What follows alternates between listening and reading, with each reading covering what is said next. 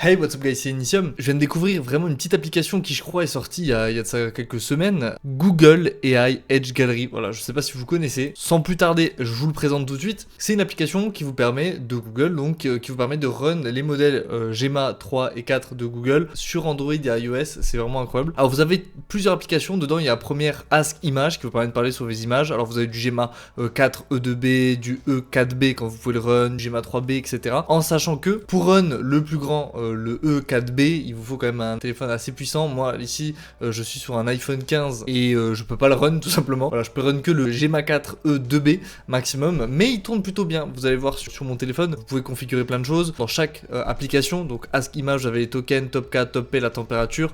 Est-ce que vous voulez qu'il think ou pas? Est-ce que vous voulez utiliser votre GPU ou pas? Donc ici, je prends une petite photo pour l'exemple. Donc tout run en local sur mon téléphone. Je lui dis en anglais pour avoir des meilleurs perfs évidemment, mais il est multimodal, il peut parler aussi en français. Et je mets le thinking. Alors le thinking, ça dépend de vos besoins. Le thinking, c'est bien quand vous voulez avoir justement des performances un peu plus accrues, quand vous allez avoir des recherches mathématiques, de l'algorithmique, quand vous allez lui demander des choses un peu scientifiques, un peu plus précises, qui nécessitent de la réflexion, là vous l'activez. Donc je vous conseille des fois de le désactiver, des fois de l'activer. Si vous voulez parler à quelqu'un, vous voulez parler avec, je sais pas, vous discutez de tout et de rien, vous parlez de vos émotions, vous faites ce que vous voulez, dans ce cas-là, désactiver le thinking, ça sera plus tac au tac, ça ira plus direct, et surtout, il n'y a pas besoin de thinking pour ça. Par contre, c'est vrai, quand vous allez lui demander c'est quoi la mécanique quantique, rentrer plus en détail dans le fine-tuning, qu'est-ce que c'est les neurones artificiels, qu'est-ce qu'un transformer, je vous conseille de l'activer, il va y avoir une réflexion, et ça sera beaucoup plus structuré, ça prendra plus de temps. Alors, vous pouvez activer un show thinking, et vous pouvez voir, vous pouvez le déplier ou le replier, et vous pouvez voir tout simplement comment il réfléchit, ce qu'il fait, etc. C'est sûr, vous n'aurez pas une réponse tout de suite, puisqu'il réfléchit, il génère des tokens d'abord pour réfléchir, pour réfléchir entre guillemets, mais pour comprendre un peu votre requête, la décomposer, vous structurer un bon plan, etc. Voilà, donc là il va détailler l'image, donc là d'abord il analyse l'image en thinking. J'aurais pu ne pas le mettre en thinking pour cette petite image, bien évidemment, mais voilà, donc surtout que plus le modèle est petit, plus il va faire un thinking long, moins il va aller directement à l'essentiel. Ça c'est le problème des petits modèles. Donc voilà, là je vous laisse lire. Moi-même j'ai pas tout lu, donc ça se trouve il dit complètement de la merde, je sais pas. En tout cas voilà, j'étais plutôt content, je voyais qu'il parlait de l'eau, je voyais qu'il parlait un peu de texte, j'étais content, je me suis dit bon, ça me paraît bien. Donc voilà, par exemple je vais lui demander de faire un petit résumé en français, mais il va le faire sans souci. Bon là j'ai encore le thinking, il aurait pu le faire sans thinking évidemment, mais voilà, il va me faire un petit résumé court en français, où du coup il dit il montre une scène de piscine, c'est exactement ça, des icônes, voilà, une scène sous l'eau submergée, nickel. Ensuite on a l'audio scribe. Alors ça c'est bien, ça permet de transcrire ou de translate, donc de faire la traduction. Ça c'est cool, donc pareil j'ai ma 4 E2B puisqu'il a l'avantage d'être multimodal, il fait de l'audio, de l'image et de la génération de texte, donc c'est plutôt cool. Donc toujours le même modèle, on l'utilise partout et pour tout. Vous pouvez lui parler, il va vous répondre, vous pouvez faire de la traduction, etc.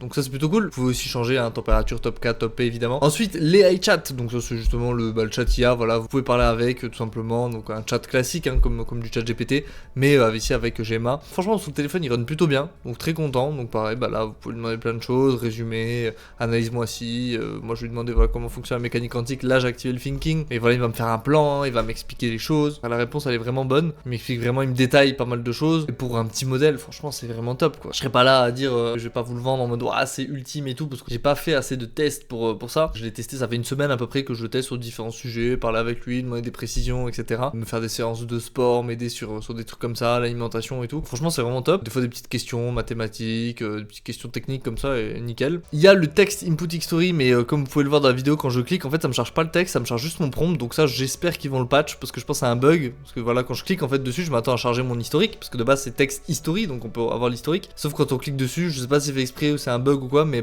ça me met que le prompt, donc c'est un peu chiant. Et le dernier truc c'est les mobile actions, c'est des petits trucs à la con pour l'instant, mais c'est un petit modèle de 270 millions de paramètres. Vous pouvez allumer votre flashlight, l'éteindre, vous pouvez lui parler, dire montre-moi la localisation sur Google Maps, fais ci, fais ça, puis en fait il vous envoie sur Maps. Voilà, il possède 2-3 petites fonctionnalités sympas, rien pour l'instant de waouh. Quand tu auras plus d'actions un peu plus utiles, ça sera sympa. J'ai l'impression, c'est encore en bêta test, en alpha test, je sais pas trop, ça en a tout l'air, parce que pour l'instant j'aurais bien aimé, je sais pas si vont le faire dans le futur, mais de tout regrouper en une seule interface, parce que là il y a le modèle il est multimodal, donc les inputs il prend l'audio, le texte, l'image et tout, mais là ils ont vraiment segmenté en une application image, une application audio, une application texte. C'est dommage, autant faire comme ChatGPT, une interface, puis il y a tout qui est multimodal et tout, on peut mettre du texte, des photos, de l'audio, et puis on fait tout sur une seule interface, ça serait mieux. L'historique évidemment ça sera à patch, ça serait plutôt cool. Ils ont rajouté un truc de skills, j'ai pas trop compris, donc je vais pas vous le détailler parce que j'ai pas suivi le truc. Ça, peut-être ça sera bien à terme, en tout cas j'ai pas trouvé l'utilité, donc je vous laisse tester de votre côté. Et par contre, le mobile action, ça serait bien s'ils ajoutent plus de tools, évidemment plus utiles, bien sûr. Mais j'ai trouvé ça plutôt sympa. Je l'utilise franchement au quotidien. J'utilise majoritairement les iChat pour en gros avoir une conversation, et au moins je l'ai en local sur mon téléphone, et puis je peux lui parler de divers sujets. Bon, il y a la privacy. Alors après, je pense que ça reste Google, donc attention, ils doivent quand même, je pense, vous envoyer récupérer des métadatas, etc. Mais normalement, ils vous prennent pas vos conversations, vos textes et tout, c'est pas envoyé, c'est tout en local. J'ai demandé à ChatGPT de rechercher sur internet, sur les documentations, pour me dire, il m'a dit que non. Ça reste à confirmer, on va pas se baser que sur ses dires, mais je préfère le préciser, je suis honnête. Normalement, il sait que les diagnostics, les trucs comme ça. Ça reste, voilà, comme je l'ai dit, il y a plein de choses à améliorer, etc. Est-ce qu'ils vont l'améliorer, je sais pas.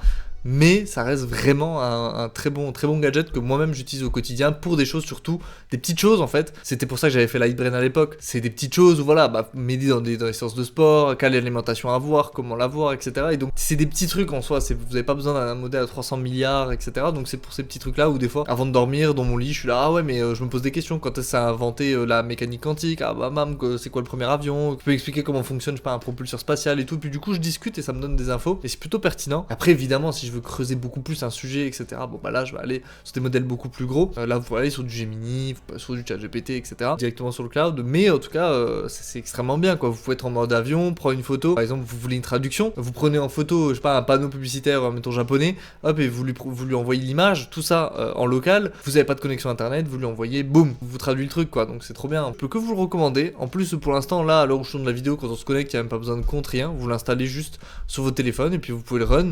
Donc à voir l'évolution. En tout cas, c'est très prometteur. Je crois que c'est sorti début avril, donc j'arrive un peu après la guerre. Mais franchement, vraiment cool. Donc je préférais, je voulais en parler, tout simplement. Si ça vous intéresse, allez checker. Mettez un like, abonnez-vous si ça vous intéresse, si vous avez appris un truc. Allez voir Lightbrain, ça vous intéresse justement, qui est une petite application, mais là qui tourne sur des petits ordinateurs, enfin petits moyens ordinateurs, pour avoir des choses en local que j'avais codé à l'époque. Ça vous intéresse, voilà, de voir cette petite vidéo. Voilà, je la mets là. Puis moi, je vous dis à plus. Ciao.